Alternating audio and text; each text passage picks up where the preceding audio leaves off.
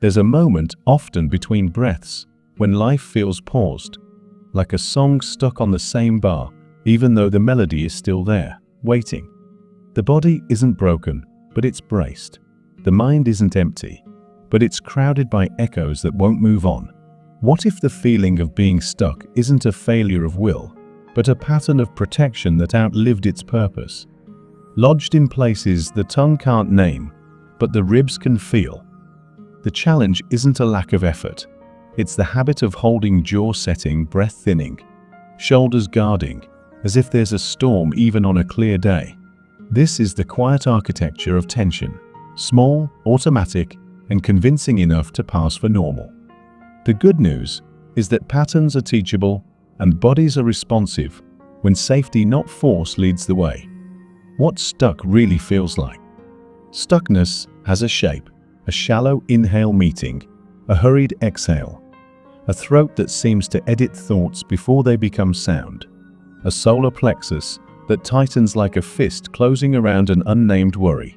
It isn't just stress, it's the body's memory acting as a guard at the door, scanning for a danger that was real once, and now is just familiar. The paradox is simple. What kept things safe becomes the very thing that keeps life small. Research and observation give language to this felt sense.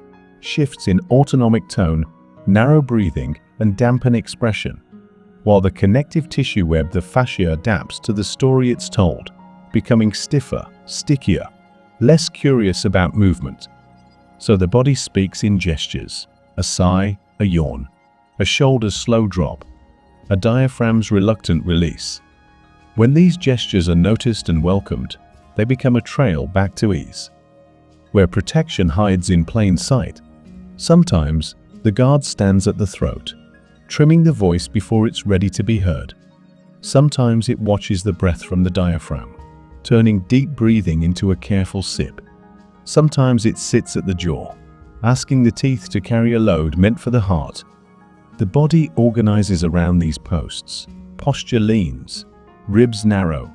The neck negotiates between vigilance and fatigue. The effect is cumulative, a little less reach in the chest, a little less color in the voice, a little less appetite for risks that used to feel like play. In nervous system terms, this is the loop between safety cues and protective modes.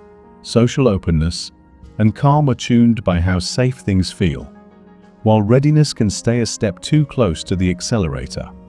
In connective tissue terms, fascia takes the hint and stiffens to help, transmitting those choices through the whole frame like a sweater tightening from one snagged thread. Neither is an enemy. Both are old strategies asking for new instructions. A brief map of common holding points. The diaphragm is a practical starting place. It's not just a muscle, but a hub of layered connective tissues that coordinate breath, posture, and pressure, and it doesn't always move as one piece. When breathing flattens, the diaphragm often loses its three-dimensional choreography, and the ribs stop gliding. The body compensates with neck tension and upper chest effort that feels like trying harder. The result is less oxygen, yes, but also fewer moments where the exhale cues the whole system to let its guard down. The jaw and throat often join the effort.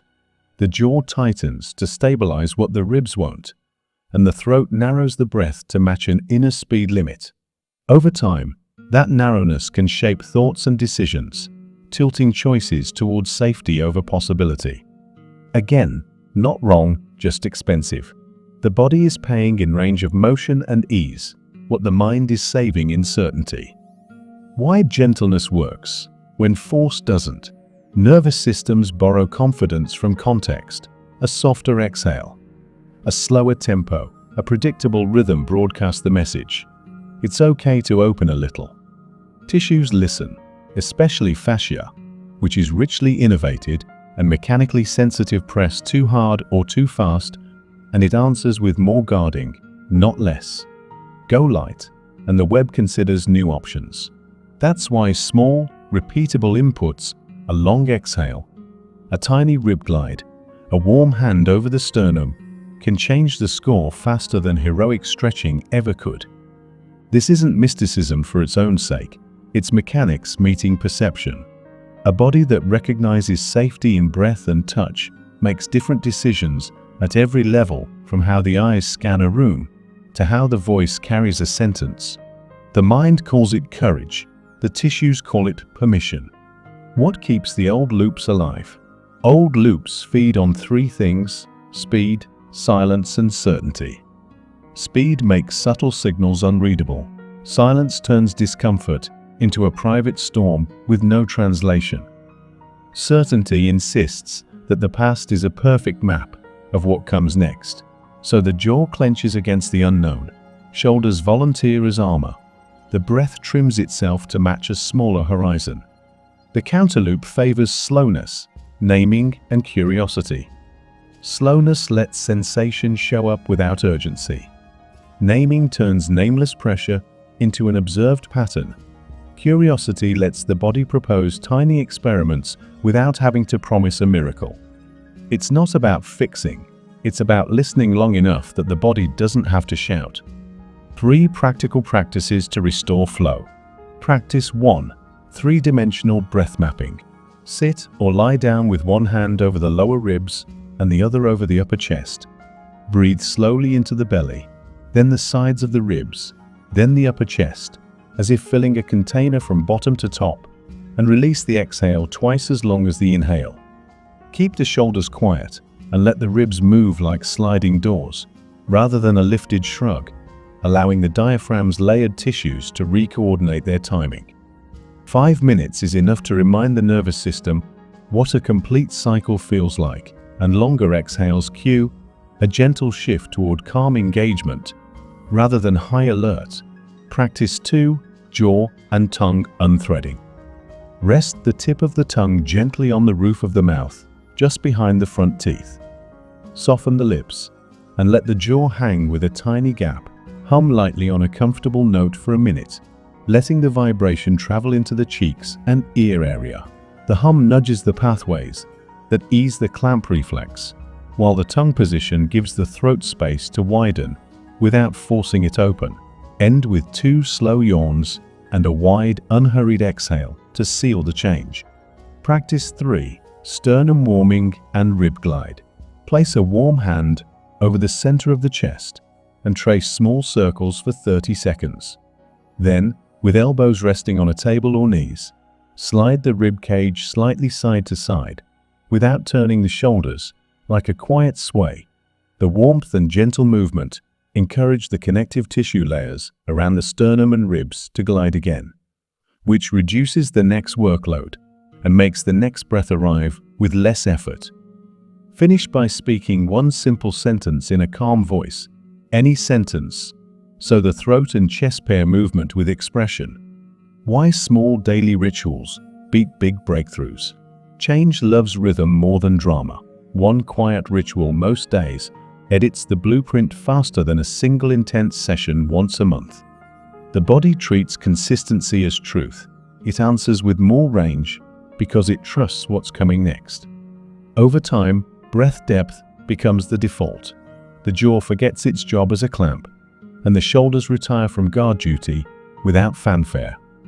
As fascia adapts and the autonomic state shifts towards safety, subtle wins often show up first. Easier laughter, longer sentences before pausing for air, a walk that feels less like marching and more like moving through space with options. These are signs that the internal map is updating in real time, and the story of self is expanding to include more possibility. An invitation to apply today. If this message meets a tight place, try the breath map right now. 30 seconds of bottom to top inhale, twice as long exhale. No drama, just presence. Then add the hum, barely audible, like an agreement between chest and throat to stop arguing about who has to carry the day. Round it out with a hand over the sternum and a slow rib glide, and let the next choice be a touch kinder and a shade slower. Keep it simple, breath that reaches more places, a voice that finds a gentler edge, a chest that remembers how to widen, even if nothing else changes right away. It's not about forcing the door. It's about staying long enough at the threshold for the hinges to learn a new sound. The body has never stopped trying to help. Now it gets to help in a way that feels like freedom. Here's the quiet promise. When the breath deepens and the jaw softens, the day expands, and what once felt like a wall becomes a doorway with the handle on this side. Let small, kind rhythms rewrite old protections into new choices, and watch how energy returns, not as a surge, but as a steady, dependable tide. Today's question: where, in the next hour, can one longer exhale and one softer jaw change the tone of everything that follows? Practical steps. A week of simple rituals. Day 1. The longer exhale. Set a 5-minute timer. Inhale for a count of 4. Exhale for a count of 6. If that's easy, try 4 in, 8 out. Keep the shoulders quiet and the face soft. The goal is not a big breath, it's a complete breath. End by speaking one calm sentence aloud, anything true and gentle. That pairing helps the voice learn what steadiness feels like. Day 2. The rib compass. Place fingertips along the side ribs and breathe into that space. Not just the belly or chest. Picture the ribs as a compass. Front, sides, back. Each inhale touches a different direction. Each exhale gathers it all into one smooth wave. The back ribs are often ignored. When they move, the neck stops doing extra work. 2 minutes is enough to change the tone of the next hour. Day 3. The jaw ladder. Open the jaw slightly, then close it gently, like stepping down a ladder rung by rung. No clenching at the top, no collapse at the bottom. Add a soft hum that feels more like a sigh with tone than a perform note. Let the hum send vibration toward the ears. End with one unhurried yawn. That sequence tells the system the gate can stay open. Day 4. The heart shelf. Rest one palm on the sternum and the other over the upper belly. On the inhale, feel the lower hand expand. On the exhale, feel the upper hand soften forward, as if placing something heavy on a shelf and letting it rest. If a feeling rises, don't argue with it. Let the breath sort it. 2 minutes. Then stand and speak a single sentence that matters, calmly and clearly. Day 5. The neck halo. Seated, draw the smallest circles with the crown of the head. Slow enough that the skin at the base of the skull barely slides. It's not a stretch, it's a whisper. Then trace 2 fingertip circles just behind the ears. Finish with a long exhale through lightly pursed lips. Expect less cracking and more clearing. Day 6. The step that listens. Walk for 5 minutes and notice the moment the foot meets the floor. Let the breath follow the pace of the steps, not the other way around. See if the shoulders can ride the body instead of steering it. If the mind wanders to problems, let the exhale be the place to set them down, at least until the next corner. Day 7. The sentence that changes everything. Choose one sentence that shifts posture from guarded to open. Something like, "I can take my time," or "I can say less and mean more." Speak it on an exhale, not as a performance, but as a decision. Let the chest widen as the words leave. Repeat it 3 times in different rooms. Different rooms teach the body that the choice travels. Micro-interventions for busy days. The 30-second reset. 1 full inhale into the sides of the ribs. 1 long exhale that's twice as long. 1 soft hum on an easy note. 1 sentence spoken calmly. That's a nervous system handshake. It works in a car, a hallway, or a bathroom with the door locked for exactly half a minute. The meeting filter. Before a conversation, scan for 3 places of ease: a loose finger, a softer jaw, a shoulder that's not trying so hard. Keep attention on those while speaking. That small bias towards safety changes tone and word choice without effort. The evening debrief. At the end of the day, ask 2 questions. Where did the breath get smaller? Where did it find more space? Don't grade the answers. Noticing is the homework. The body loves being noticed, It relaxes when someone's paying kind attention. Creative mode without forcing it.